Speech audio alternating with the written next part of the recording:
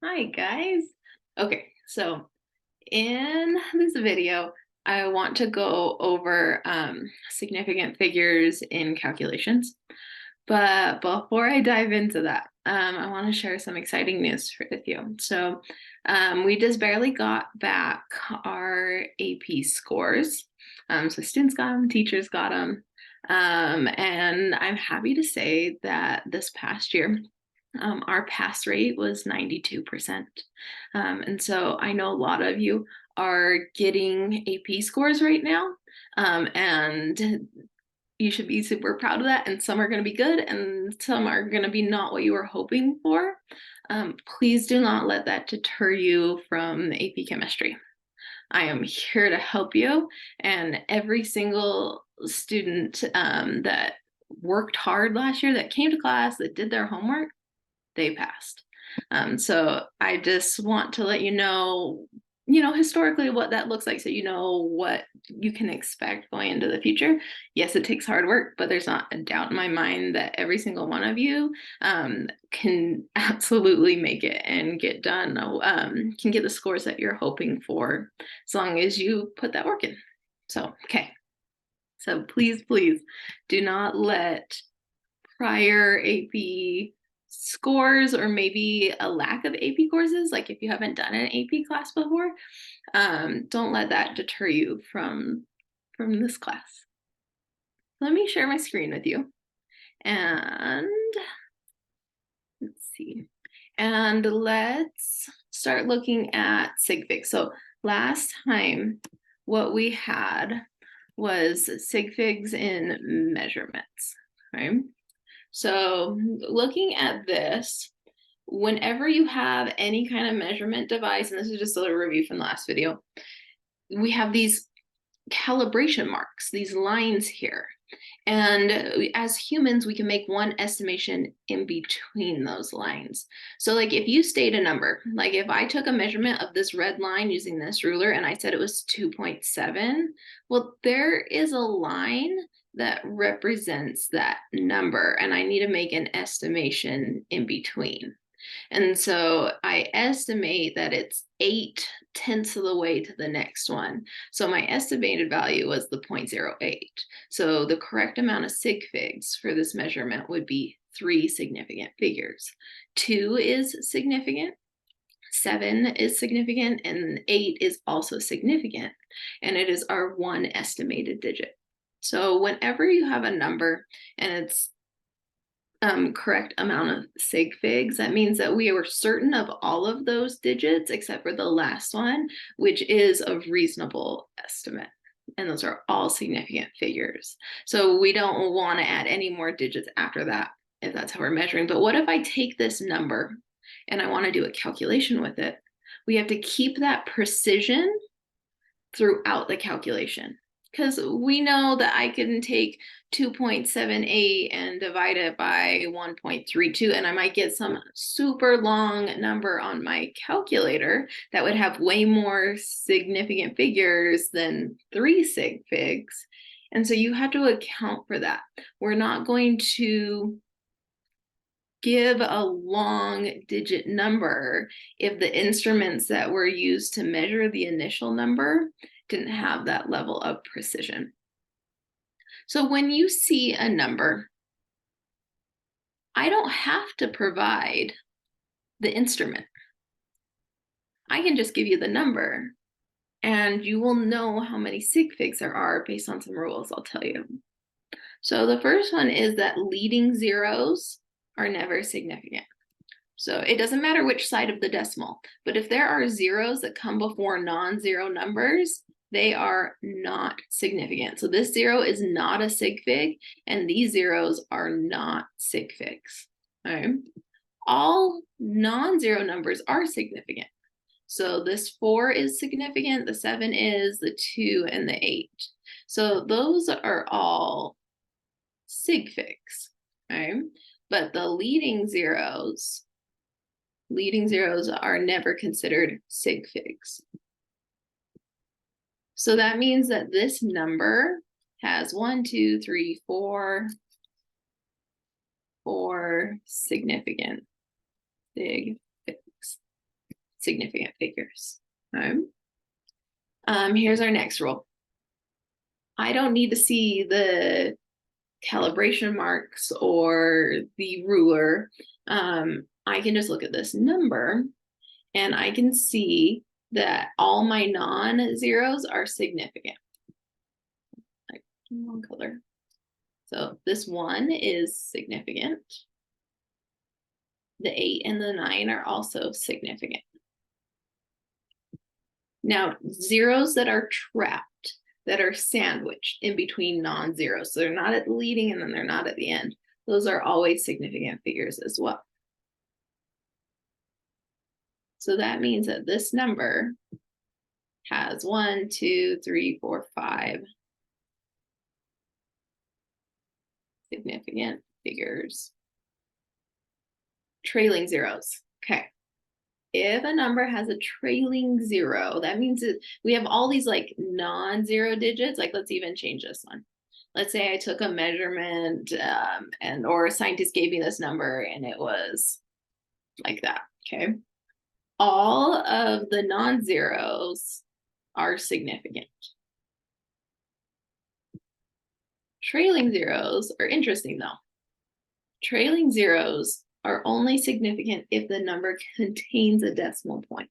So it doesn't matter that these zeros came before the decimal, and it doesn't matter that these ones came after the decimal. All of these zeros are trailing after the non-zero digits. They came after them. And because they are trailing zeros and this number does indeed contain a decimal somewhere, that makes them significant figures. So this would be 1, 2, 3, 4, 5, 6, 7 sig figs. What if it was a little bit different?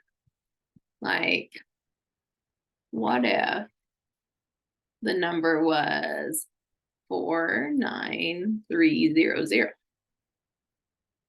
Same value, but a different instrument measured one, this one, second number. And the second instrument, let's say ruler, was less precise. It had less lines on it. So this number doesn't have the same amount of sig figs. The first one up above had 7 sig figs. This one only has 3 significant figures.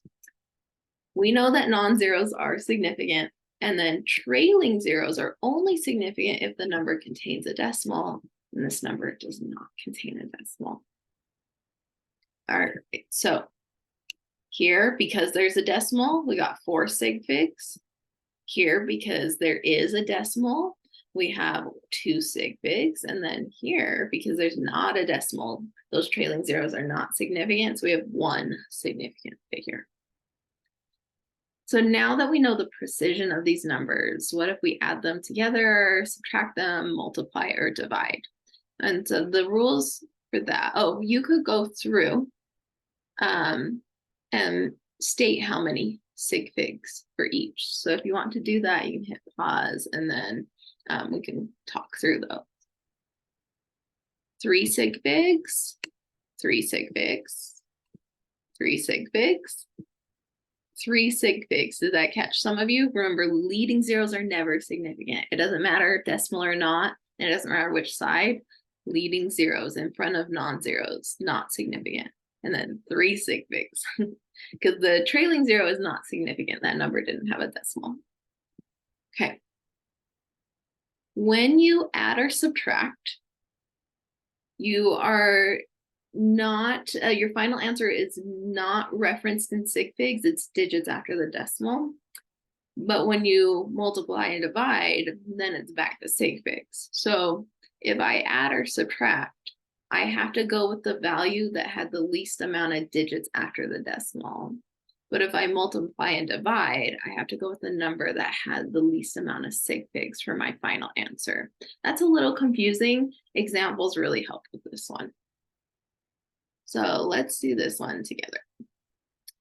Oh, try to type it below. Or no, it's just showing us. Okay, so look at this example here.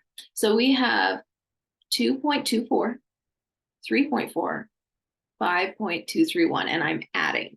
So if it's adding or subtracting, I'm not looking at sig figs, I'm looking at digits after the decimal. And this first number, the 2.24, has 2 digits after the decimal. And then the second number had 1 digit after the decimal. And the third number had 3 digits after the decimal. But if I put this in my calculator, it doesn't just give me 1 digit after the decimal, it gives me 3 digits after the decimal. But this wasn't a very precise number, this 3.4, so my final answer can't be more precise than a component of the calculation. So because of that, this one had 1 digit after the decimal. I can only give an answer that has 1 digit after the decimal, and then just follow common rounding rules. So instead of doing 10.8, because there was a 7, a number that was 5 or bigger afterwards, I'd round it up to 10.9. Same with subtracting. So here we have 10.5 minus 3.36. And if I plug that in my calculator, it tells me 7.14. The least amount of digits after the decimal, because it's a subtraction. So we have 0.5, 1 digit after the decimal, 0.36, 2 digits after the decimal. So that's the least amount of digits after the decimal. And so then we can only have 1 digit after the decimal. Multiplying and dividing, really similar, except instead of digits after the decimal, it's significant figures. So look at this first one here, 12.34, that has 4 significant figures. 1.6 has 2 significant figures. And so when I plug that in my calculator might give me a longer number, 19.744. But the least amount of sig figs was 2. So the only way that the only accurate precision for final answer would be 2 significant figures. So instead of saying 19.7, I would want just 2 sig figs. Oh, but the 0.7 is going to cause it to round. So I'm going to say 20. Can't be 20 without a decimal though, because that would be 1 sig fig. And be mindful of that. Let me write it down. So if I put a final answer of 20, that won't work. That's 1 sig fig. And so because I needed to represent 2 sig figs that has that level of precision, 20.0 would be fine. Another good way of doing this is in scientific notation, 2.0, because that's 2 sig figs. And then the times 10 raised 2, those are never significant figures. It just tells us what the number is. So both of those are an appropriate answer. Last one here. We have 4.7, which is 2 sig figs, divided by 5.28, which is 3 sig figs. So because the 4.7, my cursor was over it. We have 3 sig figs. 4.71, 3 sig figs. 5.28, 3 sig figs. Oh, they're the same. So then our final answer needs to have 3 significant figures. That's the least amount. And when I divide that and I put it in my calculator, it can give me a longer number. Sorry, there was a typo on that. So let me put it in. So 4.71 divided by 5.28, and we get 0.892045. That's way too many digits. We need 3 significant figures. So this is what my calculator tells me. 0.892045.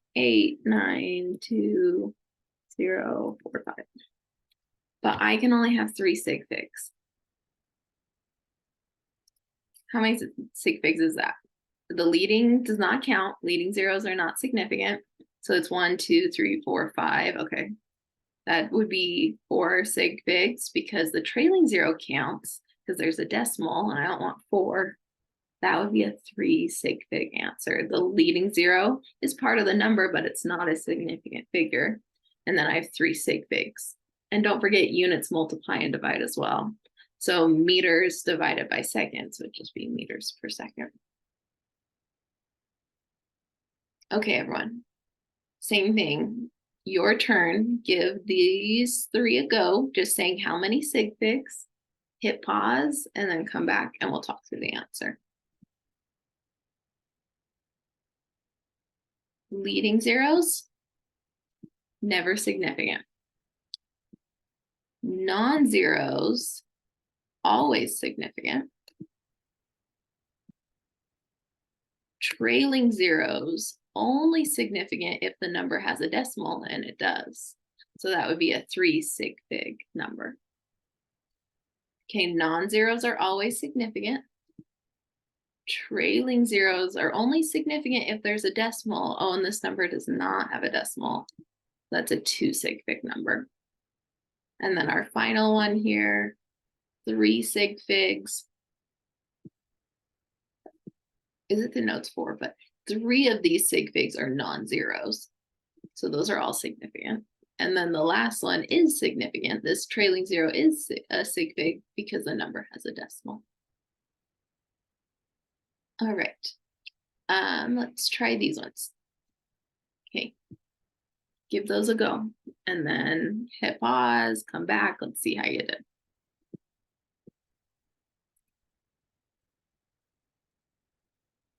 So if I plug this in my calculator, 825 times by 32 times by 0.248. So this is what my calculator tells me. 6,547.2. Now let's decide if that's the right amount of sig figs. I'm noticing that it's multiplying. So it's the least amount of sig figs, not digits after the decimal. And I see 3 sig figs, 2 sig figs, and then 3 sig figs again, leading zeros not being significant. Okay, so 2 was my least amount of sig figs. So my final answer can only have 2 sig figs. Okay, this number right after isn't going to cause the 5 to round up. So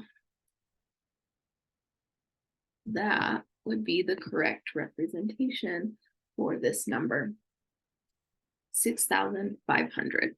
That has the same level of precision as the least amount in the problem. You could write it in scientific notation. We could do 6.5 times by 10 raised to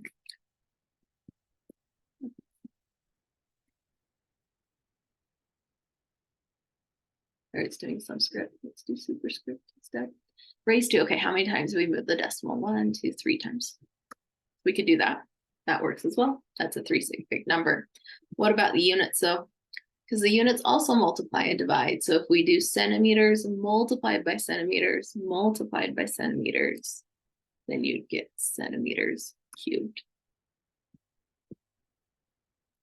Okay, last one. 15.68 grams divided by 2.885 milliliters. So if I plug in my calculator, 15.68 divided by 2.885. Okay, this is what my calculator gives me. 5.43501. Now your calculator might give you a different amount of digits, more or less. But that's what mine gives me. And so we need, that's a super precise number. Like the way it sits right there, it's inaccurately giving us 1, 2, 3, 4. 1, 2, 3, 4, 5, 6 significant figures. And there's no way our final answer can be that precise, because if we look at the problem, the measurements inside the problem, there's 4 sig figs. 1, 2, 3, 4 sig figs. Okay, so 4 sig figs is the least. So this final answer can only be 4 sig figs. 1, 2, 3, 4. Oh, and the 0 is not going to cause that 5 to round up. And there's our 4 sig figs. Units multiply and divide. So it's grams divided by milliliters. Grams per milliliter. All right, everyone. Thanks for joining me on this video. Keep an eye out for them. And again, I really look forward to next year and being able to be your teacher either again or for the first time. We're gonna have a great school year and we're gonna accomplish a lot.